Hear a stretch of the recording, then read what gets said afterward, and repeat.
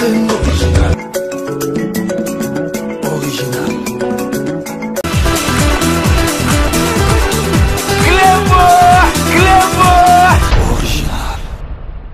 Salut et bienvenue sur cleboisoriginal.com. Merci de votre fidélité. Sobo moninga na bandi émission bozo monanga nazo sekamukie parce que lelo 5 minutes à lelo makambu ya Martin Fayulu Madidi. Donc vraiment ezali ko sekisanga ezali pasi na motema donc toyebite mutu aboye soki tozwaki ye président na ebite soki tongo suka wapi. Donc bo comprendre que 5 minutes ya lelo tokolobela Martin Fayulu. Donc dès qu'on a eu ça que 5 minutes avec César Ngadi, tout le monde est d'accord et il en restera ainsi pendant longtemps. Dès qu'on a eu Sabino 5 minutes à lelo tokolobela makambu ya Martin Fayulu parce que ba misusu ba mona neti ke biso tokoki kolobela yangote parce que tokiparaete parce que azali eloko mokote devant président Félix Antoine Tshisekedi Fachi parce que Fachi est président de la République. Fachi ba Mastané ba Trump, ba Macron, ba Macky Sall, ba Sassou Nguesso. Donc tokoki kolobela kaba masolo ya Martin Fayulu te parce que Martin Fayulu na minute yo azali chef coutumier parce que bon monaki bozota na ba image tango akiti na aéroport Anjili donc ba memie na Chimpoi wana donc ezali makambo eza pe ba souvenir moko ya bien te tango époque coloniale tango mundele bazo meme na ba papa na biso na ba koko na biso eza makambo bien te mais Fayulu a se réduire na mikolo na chef coutumier parce que amati au lieu pas vendre ka air mo so telemi donc ayebi ke bato bazo mema e po bomona ka motema mabe ya Fayulu ndenge za est-ce que bino bosi bomona place Fayulu a seka bosi bomona place Fayulu a seka a sécurité esprit ma bébota la kaka likambo wakangama na président Félix Antoine Tshisekedi ezala kuté likambo ezate entre ba congolais na ba congolais donc balo bakana famille singe benda na ka ekiko katana te bazo semble la place moko a Kimakutu donc église donc ba lukai na ba pasteur donc a changer d'adresse donc à Kima donc à mon na susute parce que motema kaka mabebo mona bino moko acte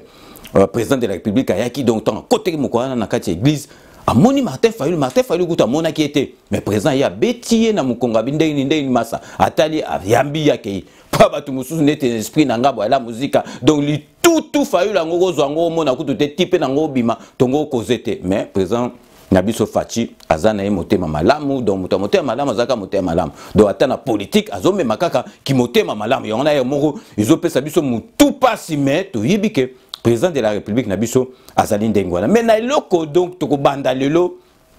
po bomona pe nazali kolobake Martin Fayulu boyeba lelo to komi na 2019 tozokota 2020 Martin Fayulu akokomaka jamais président de la République ya mboka Nabiso RDC na 2000 déjà 23 oyo donc na 2023 beaucoup monde a déjà que Martin Fayulu président de la République déjà au Tchad Baya pas président de la République au monde mutu moko te ke robot tele sous masolo donc président de la République a la demanda na ya pepele kutu donc banda mukile banda donc ko simbate parce que tant congolais abanda ko lia bien bandi déjà ko lia bien azo se soigner bien bozo mona ndeng ba policier ba soldat ndeng ba komi ko la bien donc tozana na ba saut de mouton tant comme on a ba saut de guépard ba léopard donc tozo mona kutu mutu akoboto la kabiso pouvoir ozalate Martin Fayulu donc ya on moni kanda na ezalaka makasi soko zo mona donc tapis rouge muninga OK ezalaka ndenge wana te muninga na komisi ko to bando lela mingi oh mutu oyo Rwanda alongwa ndeko na biso ya ezala nani siko ndeko na biso ye pourquoi to komi ko sambouyer Martin Fayulu muninga na ye ndeko ne ba assemblée fallait ba solo là donc tant on a ça bino division oyo to koti na on mboka na biso to koma na yango et comme ka Fayulu comme ezali faute ya Martin Fayulu parce que solo là mabe a mesana ko solo mabe a solo mabe donc bino na minute boye ba déjà que hôtel na ye oyo ba déficit qui est à kutu ya yete na royeb sabino awa parce que mon col hôtel azali na kanda ko sakanate parce que a reporter Martin Fayulu plainte parce qu'après ça que ba mbongo ya ko futa ba taxe ba impôt Martin Fayulu a futa kate a lia kango so ça na on une minute tozolo ba faden house wane zali ya Samuel Tobo yebi yango Martin Fayulu ko tonga pale ndenge wana to ko tonga tel ndenge wana te ezali ya Samuel Eto'o na minute okutu donc libala ya bato ningo beba mwasi ya Fayulu siliki mabe parce que donc mbongo ndeko na ye apesaka po bafuta donc na minute tozali kolakisa bino parce que biso tozala na ba preuve botala affiche bati na Faden House donc ekangami eza scellé wisi alekaki kuna donc ekangami par faute ya ba mbongo ya impôt afutaka te donc ba taxe afutaka te donc ese kangama ki période mo kala mutu afongola ki yango président de la république ndenga zaka mutama albi bon ba fongoli batiki le temps ba échelonner ba paiement na afuta te donc client insolvable client douté bato basala la comptabilité ba ebi donc client insolvable client douté donc ba client insolvable da douté ozo ba kopande donc ba tiki donc bomoni donc a mesana na ina makambo ndengwana donc ba moni moyen souté présent à motagoza au-dessus ya loite asala qui est faveur parce que yazaka ndeko na biso donc a futite ba kangi yango na minute ndengeza ba kangi or ba pesa kaye mbongo na Samuel Eto'o afuta ba makambo nyoso ba kangi yango donc bozota na mutu aboye moko azokoka ko gérer makambo na ye personnalité est-ce akoki ko gérer mboka donc parce que toko kota donc ba nyongo na FMI wana donc soki Fayulu azalaki FMI ko yate et pe sabiso ko ba mbongo fele donc bota nanu donc hôtel kaka ya muke loko moko ya muke azoko ko gérer est-ce que ye akoki ko gérer mboka munene neti Congo donc botala motema mabe oyo vraiment ya Fayulu azali nango donc vraiment ezali passe na nazotia la bino déjà botala ba contradiction na ye ba contradiction na ye ndenge ezalaki déjà dès le départ na makambo ba élection azol bakutu makambo moko donc donc beaucoup de comprendre ngo bozo comprendre te donc aza mutu mo déjà donc azana ba problème akoki ko expliquer ba tout bien te parce que moni donc fachi béton ceux qui azo beta discours azo lobela ba congolais bo mona radio azo expliquer bino makambo sans papier o mona ta ozomona pena mutu azolanda chronologie ya makambo mais Martin Fayulu question muke omona azokoka kutu ko répondre te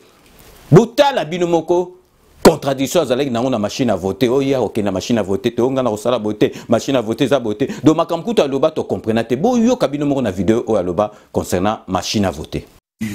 élection oui mais sans machine à voter mais élection ekosalema te toko tika te élection salema soki batie machine à voter wana toko tika yango te elingolo boyeke nous ne boycottons pas toko boycotter ba élection te mais toko kende na ba élection te toko tika pete nanga asalisa ba élection na mboka wana avec machine à voter c'est deux choses différentes donc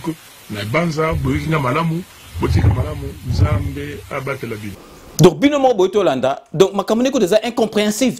donc na ebité ceux qui bino ceux qui nano bien ya lolo swami dans doudoulé bazo comprendre makambo azoloba azoloba makambo toujours comprendre te ba comprendre te à tourner en rond donc à lobi makambo pour ne rien dire mais na suka akenda kaka ko voter na machine à voter nazali ko yoksa bino boyo kandengi donc mokiaye azani molanga pemba bomba te boka mokia ndenga revesaye après l'élection bolanda o mokia alobaki. Ceux qui avaient refusé la machine à tricher, ils sont venus voter. Voilà l'escroquerie politique. Vraiment, véritable escroquerie politique devant notre peuple. Et je me demande pourquoi le peuple peut faire confiance aux gens qui tiennent à l'escroquer de cette façon. Quand vous avez vomi quelque chose, il faut abandonner. Bino mo boito landa ndenge moki a réveillé donc alobi makamba solo bo modeki o lobaki avant l'élection nandenga ke ko voter a voté machine en soke komi ndenge nini et puis machine wana ya lobaka a volé au machine à truquer wana mais a réclamera ba voix na na machine wana bon moni bino mo contradiction bino ba machine les a bien té oko voter le ba ozoki 65% ozoki on a machine ni donc bozo mona azam mutu ya ba incompréhension azam mutu moko donc ambiguïté a tiaka ngo partout donc bon moni bino moko ndengi moki a arrivé ça y donc ndeng to le ba bo lelo soko yebsa ada bombole combat Fayulu donc le bano ko to combo donc il y a diabolo ni wana Fayulu ko tanga componente pour rappel na zobsa bino ada bombole yemutango zala gouverneur à ville à Kinshasa na place ya Drake Mbuta donc ndenge zalaki ndo vote soki sala baki na ndenga normal ada bombole mutango za gouverneur ya ville ya Kinshasa mais siko Fayulu akamata voix na ye apesa yango na côté ya bato a PPRD moyena mbongo oyo bapesa ki ye na André Kimbuta bozo mona bino moko mutabo est-ce que mutabo penza ko inspirer confiance à peuple congolais akoki te jamais donc azali mutu moko tokoki kopesa confiance te pe boyeba pe ke jamais Fayulu akoki kokoma président ya mboka na biso. Bosikoyo tozali ko marquer pause ndenge na yebisaki bino il faut tosangana tozwi présent ya mwana mboka présent mwana mboka azali wana pona ko sangisa biso nyoso tout donc souci na bino ezali souci na ye tozali te tant tozali na kanambe parce que azali mopaya azali ko diviser pour mieux régner mais Fachi Beton azali wana pona ko sangisa biso bozomona ba acte nyoso tout azali ko sala pona ko sangisa biso bana ya mboka tozali sika moko yango wana azali ko recommander bino bolandaka déjà ça fait plus d'un mois.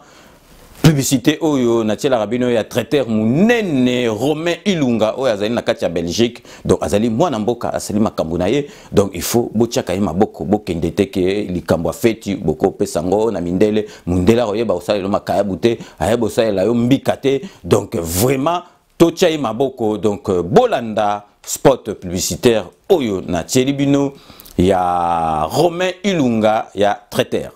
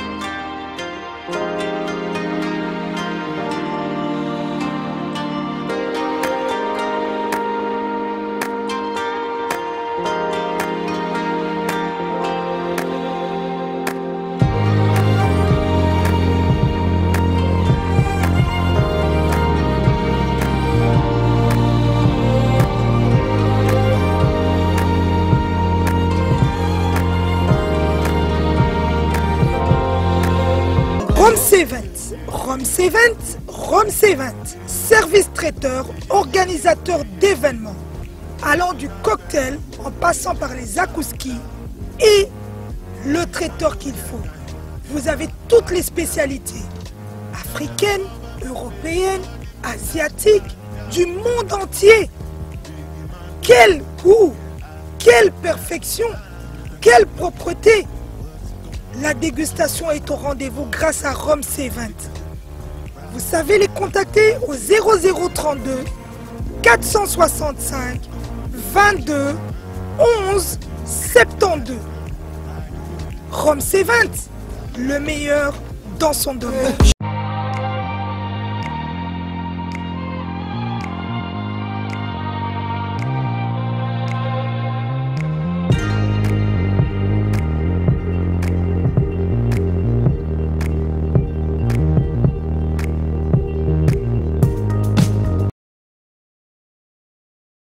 Sepela TV et yena makambu ya sika lisusu. O ba chaîne ya France eza na kati. Ba chaîne ya Congo eza na kati. Ba chaîne ya Londres eza na kati. O ngomona makambu ya politique ya sika. O parti AA eza na kati. O parti BB. O CFAIO eza na kati. Ya Sepela TV. Bouquet comme ya muke boye. O tina poche voyager na ngokeno partout lingi. Na bouquet no ya Sepela TV. Sepela TV. Mais ma biso n'engozo ma biso wana 4K machine ma daka daka Sepela TV. Bienvenue dans le monde de Sepela TV. Sepela TV est le décodeur qui vous permet de suivre les chaînes du Congo en direct de la diaspora. Bouichi kolanda bino moko bande annonce ya traiteur munene Romain Ilunga o azali na Bruxelles donc ndeka na recommanda bino bo bengaye donc numéro na ye ezali ko défiler na site internet bo bengiye donc ba prix vraiment ezali abordable ba prix ya biso na biso bana mboka bo bengiye na compte ya 5 minutes avec César Ngad bozali sous na pourcentage ya réduction na kati donc bo bengiye bozwa vraiment risque etendeki na yebisaki bino na ba fête na bino o penza ya mariage ya ba anniversaire ya nyonso tout bozwa ba risque ete bobenga donc batu moko bayebi makambo ya masolo ya kolamba te parce que ezali na niveau donc bobenga ye na numéro et défilé awa après wana bomonaki ezali ki suivi na spot ya Sepela TV boyebi na banda na bango bandaka tozana partenariat moko ça fait plus de 10 ans tozala na bango pe bazali bana mboka eloko wana ezali ya bana mboka donc Sepela TV epesaka batu esengo batu soki bakoti ba Sepela donc ezali soko zu Sepela TV ozakutu na tina tende tozwaka ba abonnement na biso awa ozwa ba options za na tina te nyonso ezali kuna bato théâtre donc sport donc musique nyonso tout ezali kuna otala nyonso tout et puis na qualité moko neti kaka oyo otala ka ba TV oyo ya mboka na biso donc Sepela TV na Clébois original ça fait plus de 10 ans tozalaka en partenariat na kanisi bolanda ka nyonso tout wana donc les loto ebisaki bino toko vandela kaka Martin Fayulu parce que makambo tout ozo vivre na ba soi-disant ba journaliste mususu ba journaliste donc ba komikolo ba makambo tango bazolo bozo mona penza ke oyo azolanda susu déontologie te a komikolo ba n'importe quoi donc tout ça c'est Martin Fayulu donc toujours au monde président de la République na biso bozo mona penza président de la République azobeta ba 3 heures du temps azo sala discours sans amela mai. Donc, ils ont biloko moko, donc tout le monde a des discours, tout le monde mutu tout a se retrouver à chaque fois le bimouké ba beti maboko à chaque fois. Donc tout le temps ba couper parce que ba bazali ko sepla. Oya kanambe mona robeta na etina suka. Donc bozo mona ngutu tina moko te mais bozo mona président de la République azo beta masolo moko bozo mona penza ke masolo oyo ezali penza espoir pour na mboka na biso. Bozo mona tanga va na biso na ba congolais azo expliquer biso ba masolo bo moneki na Paris na Belgique na Allemagne azo beta masolo bozo sentir penza ke oyo azali mwana mboka. Yango bomoni ke ba présidente ya parlement Janine Mabunda a komi koloba penza masolo moko boy na côté na ye penza et komi ko pesa vraiment bien te mais azali koloba vérité bomoni quand même que malgré tout que azali na côté a PPRD mais Janine Mabunda za koloba masolo oyo penza itangami ke azola ki sa penza ke présent oyo azali penza présent oyo il faut peuple congolais acha motema na longine ka so bozo talaka ba regarder bozo molaka ki azo regeta bien pona nini ngana kenda côté kune finance la ngaka na UDPS donc bozo sentir penza ke azali professionnel donc mikolo penza donc tozole la Janine Mabunda vraiment continuer ka ndenge ozali ko sala musala no ezali ko la ki sa penza ke ozali penza et sikawana etangama ki ozalawan. Donc les loto vandela ki Martin Fayulu parce que bato baza na epo na ngai omoni Martin Fayulu aza entouré na bato moko ba conseiller ka mabe parce que ngai so na zaki na entourage à Martin Fayulu mais Martin Fayulu a commenté tia comment na ba niveau donc abando bina omoni période mo ngo kosa luyenge amema mbemba abini sa mbemba amaliseka loboko bo mbemba li tutu.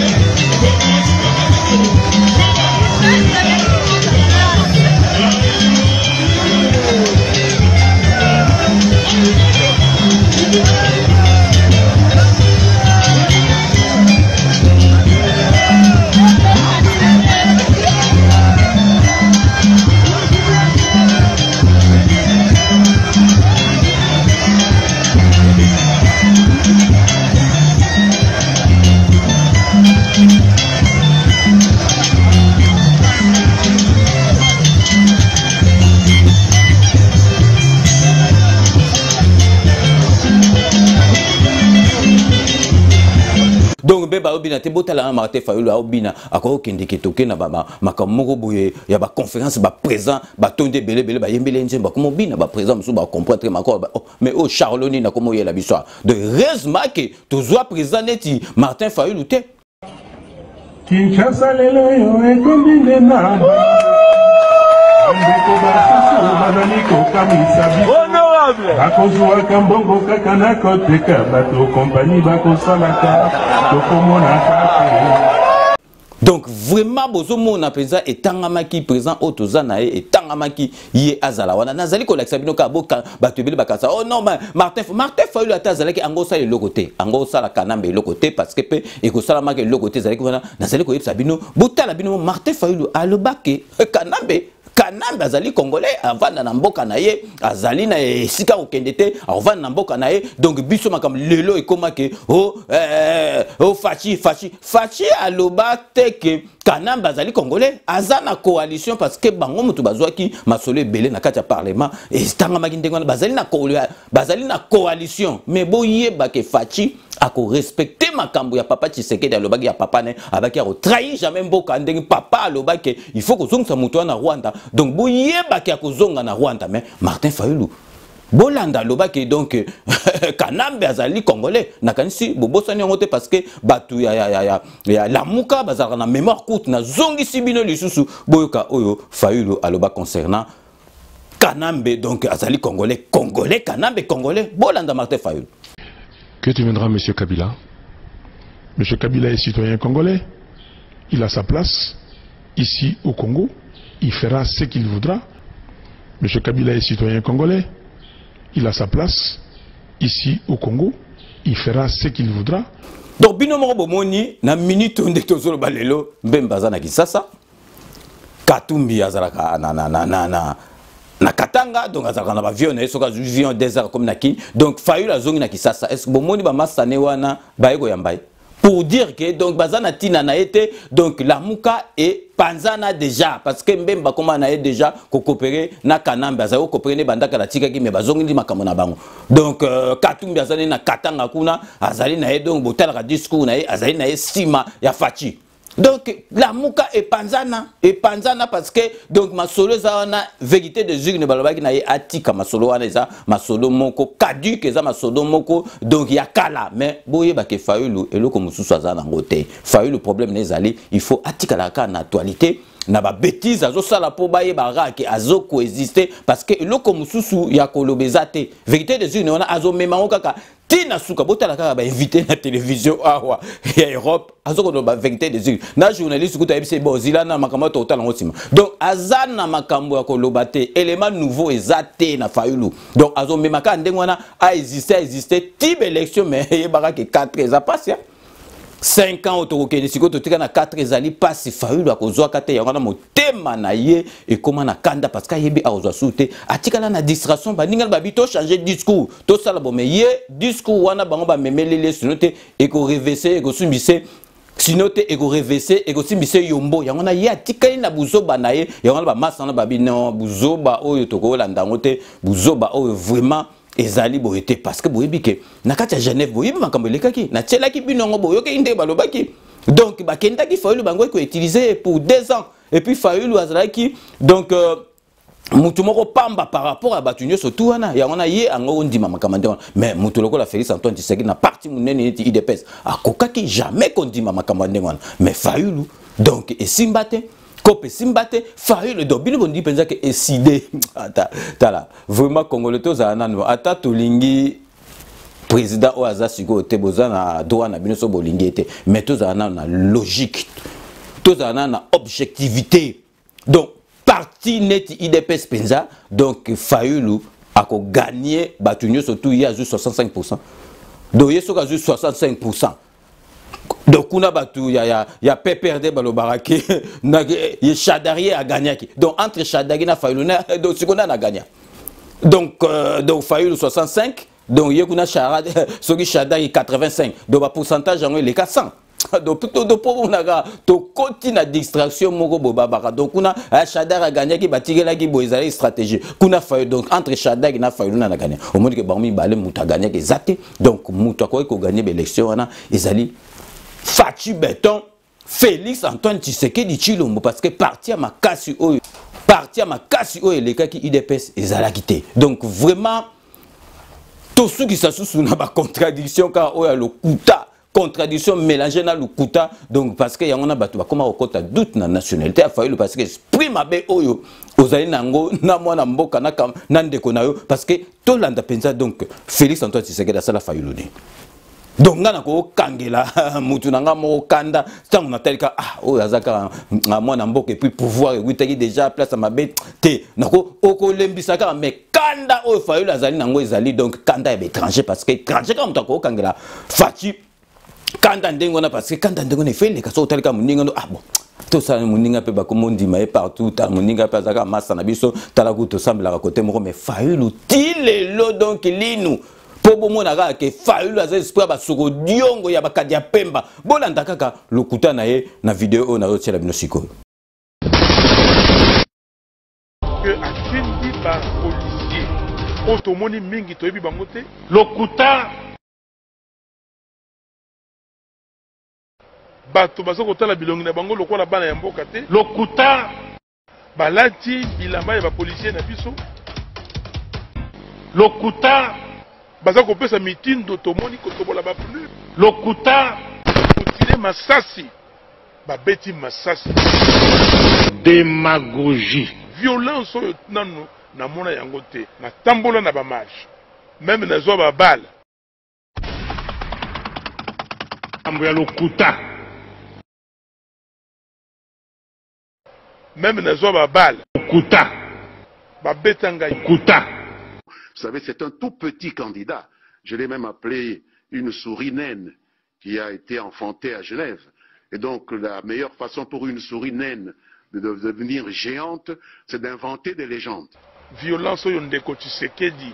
Kabila tindi ye asala lokuta eleki mingi na kati na mboko ya biso.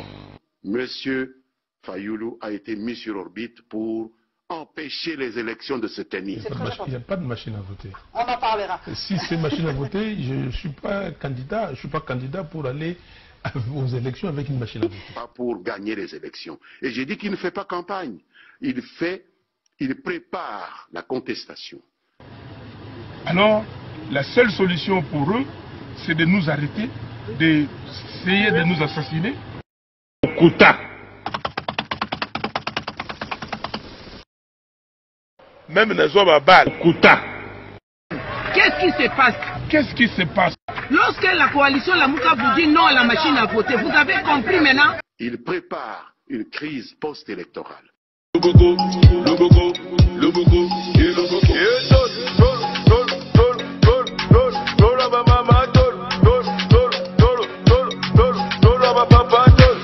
Non, on ne peut pas utiliser la machine à voter. Nous disons, il faut des élections sans machine à voter, que les Congolais appellent machine à voler ou machine à tricher. Élection inclusive sans machine à voter. J'ai voté. La fraude, ce n'est pas la machine. Je vous remercie.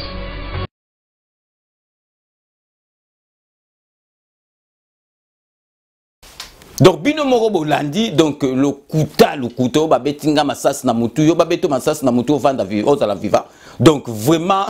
donc tozali wana to bondela ka Fayulu donc atika makambo tala Fayulu donc eto azana kanda moko akosakana te eto ndeti président na biso alanda makambo futa zo calmer ekutu eto alobi non trop c'est trop na pesa mbongo na pesa nini wana amona kutu bambongo te. Donc à mon bambongo ya hôtel wana te Fayulu bandro lianye surtout bambongo ba taxe ya bempo afuta kate donc Fayulu la minute on a gata ndaku na e donc li balé za susu bien te parce que li balé commis donc missi parce que donc moi sina hôtel ndeko na e donc Fayulu donc grand fa quoi escroc donc mutabo akoki jamais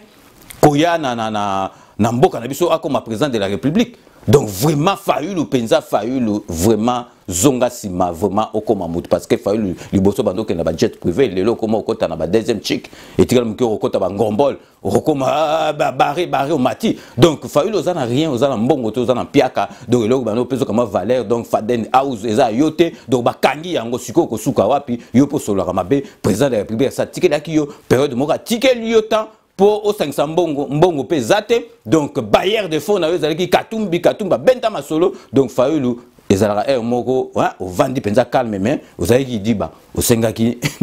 poste bomoni siko bino batu bolobaka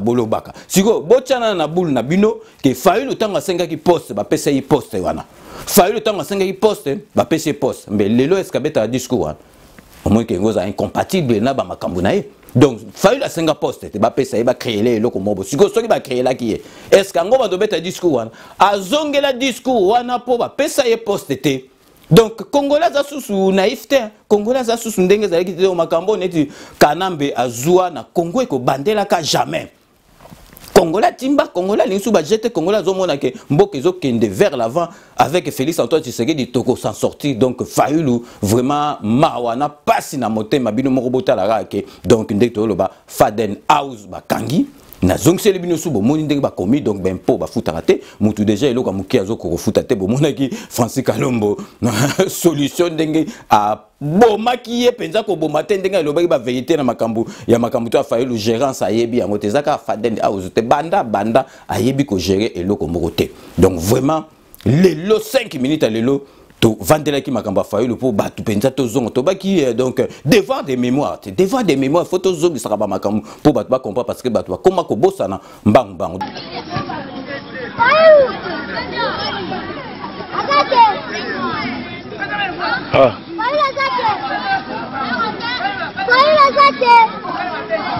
Fayulu ndena Fayulu aka na biso za mutema na bena passe Léon soto beta bale kaza mutema be alimokata passe te yo ba benga e Fayulu etikala pe ka Fayulu da pa kata passe te yango ba benga ke Fayulu ba mystique siko azate akepa bon ça va donc tout comme Nasuka ya émission na biso ndenge na lobaka je vous laisse le soin d'en tirer vos conclusions et de me faire parvenir vos commentaires comme d'ailleurs vous en avez l'habitude de faire. Donc je reste toujours friand de vos commentaires, de vos suggestions, de vos observations, pourquoi pas critiques. N'hésitez donc pas à me les faire parvenir sur notre site Cléboa Original ainsi que sur notre compte YouTube. Donc ceux qui n'ont commis Nasuka, boyebi kaka ke na remercier ka base ndenge na sarabino base ba négligerango jamais ceux qui président de la République a négligé base mais lelo a comment présenter a betaki chita sima par rapport ya base tangue telemela qui est na makambu ya Genève. Donc boyebi ka to bandaka na honorable député indéboulonnable Ziko Mayele merci na nyo surtout au sala rapport na mboka parce que yo motema na yo ya boboto o kotisango na makamba mboka parce que lelo ko oza poste soki ozali motema beneti Fayulu soka zu poste lelo motema li kundu motema mabe ya ko kabater au sala lelo te bota ka face ndenga zara déjà donc face à ba kadia pemba donc merci beaucoup l'honorable Ziko Mayele na nyo surtout au sala rapport na 5 minutes ainsi que pour na mboka na yo donc ceux qui aussi si honorable Ziko Mayele tokei na kati ya Lille pour na kopesa la petite Nasha Lukombo ye na tika kaete parce que comme icône na kati ya émission parce que yaza mwana bakoto yo akola bakoto na ba masane ba botama bakoto mais batika makambu ya ba Macron baza kolobela makambo mboko on dirait donc bakata mutolu na bango bakunda na kini donc balobela suko makambo mboka grâce il y a 5 minutes avec César Ngadi yangwana totenaka mingi ko remercier Nasha Lukombo kuna la petite Nasha Lukombo na kati ya Lille. Donc vraiment ceux qui to silisi na kati ya Lille tokei na kati ya Londres pour na kopesa mbote na Joseph Prof à l'empereur qui simbi premier na kati ya Londres ye vraiment 5 minutes abanda yango depuis radio azalaka toujours na simana biso po ayebi ke idolo yaza mwana la muzika idolo ya molokai ayebi yango o mutoso aza na étoile ko yeba donc Joseph Prof à l'empereur qui simbi premier ba mbote belé kuna na kati ya Londres to tikelika na kati ya Londres pour na kopesa Joseph Kanwa ki kakamene Joseph Kanwa donc ki kakamene ba mbote belé masananga Joseph Kanwa donc vraiment toko monana bakalate donc tokei ce que aussi si Londres tokei na Espagne pour na kopesa mbote na maître Zabazuba Kais donc ya vanisa masolo kuna na kati Espagne donc na kei na kati ya Rennes pour na kopesa petit na nga ya palais Igor Balox donc ya vandisa masolo ya 5 minutes depuis Diego Kao donc Igor Balox so to tangi to robo sanate donc lourd na kati ya Damariwan eza sentir na nga penza ya pembeni donc vraiment ezali esengo mingi tanga na tanga bango to kei na kati ya Milan pona ko pesa mbote na Mami Céline Kaindo ye na kati ya Milan mikolo 5 minutes et vandi makasi grâce ya ye donc Mami Céline Kaindo ba mbote belé et puis merci beaucoup na fidélité na yo ozalaka na 5 minutes avec César Ngadi. Siko na kei na kati ya Tunisie plus précisément na capitale na kati ya Tunis pona ko pesa donc Guilhem Massa na Linda Pemba ba mbote belé parce que bango kuna ezali base munene ezali kuna na kati ya Tunisie na zongi awa na kati ya France pona ko pesa présent ya Viva la Musica pona lobake ba présent tout baleka na Viva la Musica o ya yebi Viva la Musica neti Chikito Mushashino donc azalité donc Chikito Mushashino azali patriote munene Zana souci makasi ya mboka na et puis Moulandi Munene il y a 5 minutes avec César Ngadi. Donc président Chikito Mouchachino ba mpote ebele esikayo ozali. Na keisikoyo na Val de Fontenay pour na kopesa mama oyo aliaka na bandundu aliaka na bana bakizengo babenga bana bakizenga sala association munene donc akabola kama kamunyo surtout na bango azali penza ko sala ebele po na batu oyo nga na tangi kombo na ye Mamu Adel Yombo donc merci à trop surtout pe azali mubundeli munene ya makambo mboka et puis azali Moulandi Munene il y a 5 minutes avec César Ngadi. Donc kuna na kati ya Val de Fontenay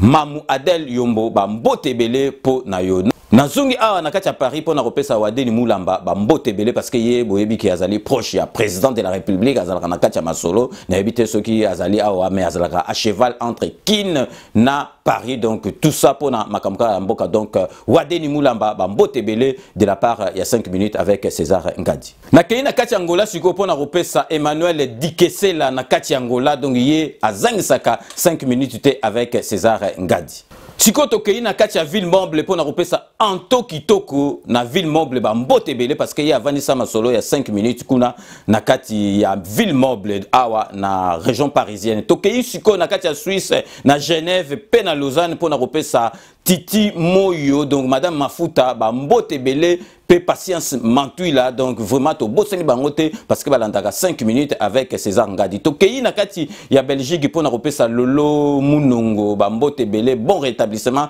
parce que a witaki hôpital mais abimi siko santé ezali bien ezali convalescent donc vraiment bon rétablissement na yo na Lolo Munongo na kati ya Bruxelles. Donc na kei siko na kati ya Angola na Luanda pour na kopesa Emmanuel Dikesela ba mbote bele parce que ya komela kanga minga na souci toujours yamboka na donc Emmanuel Dikesela ba mbote bele de la part il y a 5 minutes avec César Ngadi. Tokei sikoyo na kati ya Londres pour na kopesa maître Wera Mukuna souci yamboka parce que ayakiti awa na Paris ko landa ndenge président de la République abetaki discours donc kalate donc président ozala kuna na kati ya Londres donc toko bombe la bino ba image na ba programme tout bokolanda na ba émission oyeko ya donc maître Wera Mukuna ba mbote bele de la part il y a 5 minutes avec César Ngadi. Siko na kei na kati ya Kin epsaki bino ke siko na zali na kati ya Kin na tangi bato epesaka ngai vraiment esengo parce que ezali facilité po na bango ba megeza neti bisote mais nazali kopesa mbote na Gilles Mani na kati ya Kisasa kuna alandaka 5 minutes avec César Ngadi. Donc na komi na suka ya émission na biso après ba dédicace ba remerciement oyo na pesi base surtout ezali éparpillé dans le monde grâce à la magie d'internet donc vraiment boyebi ke ba émission mususu to sala ba idée mususu pe e witaka na base. Donc c'est la fin de ce 5 minutes avec César Ngadi. Merci de l'avoir suivi. Nous allons nous retrouver dans 24 heures pour un nouveau numéro. Cette émission a été réalisée par Yalolo Swami, assisté de Doudou Swami Doudoulé. J'aurai le grand plaisir de vous retrouver dans le plus bref délai pour un nouveau numéro. D'ici là, portez-vous bien et à très bientôt. N'oubliez pas, tout le monde est d'accord et il en restera ainsi pendant longtemps. Idolo oyo tokotika yango te yango mote kanga masolo puis batu tout bayebi idolo oyo kosalema kanambe solution ezali il faut azwa masolo na mpunchu to na dikosi abu pia to vandi tranquille na mboka na biso to saleli masolo na biso président de la République a sali ba projet na yenyo surtout tina suka parce que tango kanambe akozala kaka ekosimba te donc ndengi susu na lobi pe na répéter kanambe il faut azwa masolo na mpunchu on a dit qu'aussi. À très bientôt.